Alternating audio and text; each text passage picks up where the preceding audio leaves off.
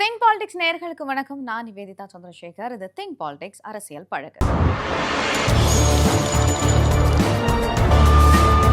தமிழுக்காக அவங்க மட்டுமே ஆக பெரிய அளவுல பல திட்டங்களை செஞ்சதாகவும், தமிழுக்காக தன்னோட தலைய வராத ரயில் தண்டவாளத்துல வச்ச பழைய கதையையே இன்னைக்கு வரைக்கும் சொல்லிட்டு வர திராவிட முன்னேற்ற கழகத்தினர் தமிழ தங்களுக்கான வாக்கு வங்கி கணக்குக்காகவே வச்சிருக்காங்க.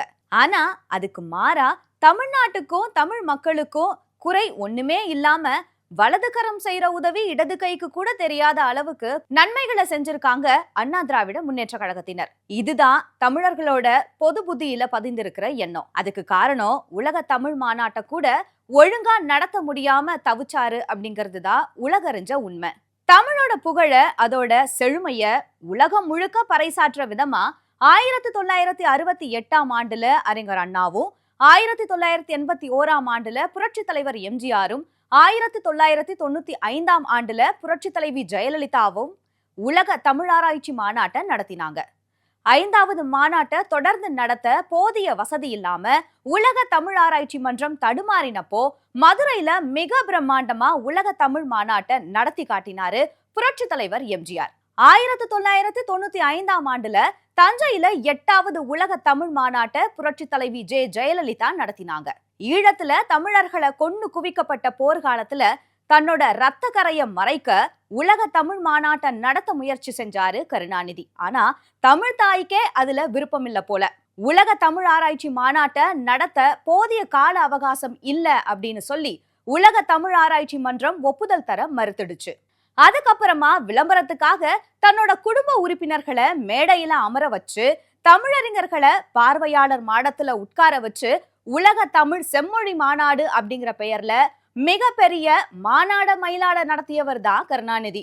கருணாநிதி தான் இப்படி அப்படின்னா அவரோட மகன் ஸ்டாலினோ இன்னும் ஒரு படி மேல போய் எடப்பாடி பழனிசாமி அவர்கள் தமிழுக்கு செஞ்ச எல்லா பணிகளையும் தான் செஞ்சதா ஸ்டிக்கர் ஒட்டிக்கிட்டாரு. அதுக்கு 2 உதாரணங்களை சொல்லலாம். உலகத்திலேயே முதல்ல தமிழ்நாட்டுல தான் இரும்பு பயன்பாடு தொடங்கிச்சு அப்படின்னு தமிழக தொல்லியல் துறையோட ஆய்வு முடிவு சொல்லுது. தூத்துக்குடி மாவட்டம் ஆதிச்சநல்லூர்லயும் சிவகலையிலையும் கிடைத்த இரும்பு தொல்பொருட்களை ஆய்வு செஞ்சப்போ அதோட காலம் கிமு 3345 வரைக்கும் போறதா தமிழக தொல்லியல் துறை வெளியிட்டு இருக்கக்கூடிய ஆய்வு முடிவுகள்ல சொல்லப்படுது.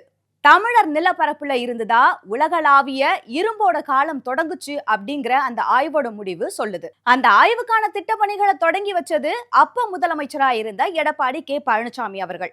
ஆனா அந்த ஆய்வு முடிவுகளுக்கு முதல்வர் ஸ்டாலின் ஸ்டிக்கர் ஒட்டிக்கிட்டாரு. கீழடி அகழாய்வு பணிக்கு 2018 ஏப்ரல் 18 55 லட்சம் ரூபாய் ஒதுக்கி பணிகளை அப்போ முதலமைச்சரா இருந்த எடப்பாடி பழனிசாமி துவக்கி வச்சாரு.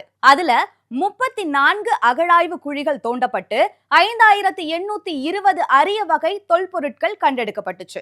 அதுக்கப்புறமா உலகத்தரம் வாய்ந்த தள அருங்காட்சியகம் அமைக்க 12,21 லட்சம் ரூபாயை ஒதுக்கினாரு.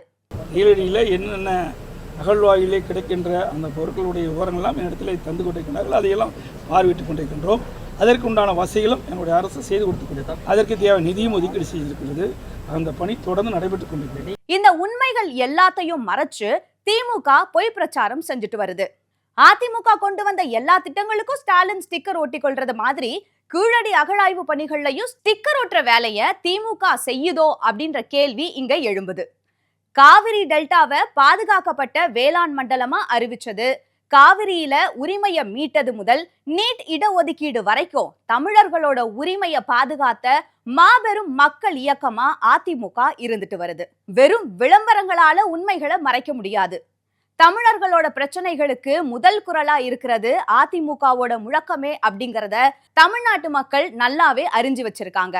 இந்த காணொலிக்காக நண்பர்களோட பேசிக்கிட்டு இருந்த போதுதான் ஒரு நண்பர் என்கிட்ட ரொம்பவே விளையாட்டா சொன்னாரு, போற போக்குல கீழடி அகழாய்வுல ஸ்டாலினோட அப்பா பயன்படுத்தின பேனா கிடைச்சதுன்னு சொல்லி அங்கேயும் சில வச்சு அவங்க அப்பா ஸ்டிக்கரை ஒட்ட ஆரம்பிச்சிடுவாங்களோ என்னமோ அப்படின்னு. இப்படியெல்லாம் மக்களுக்கு கேள்வி எழுறது தவிர்க்க முடியாததா இருக்குல்ல.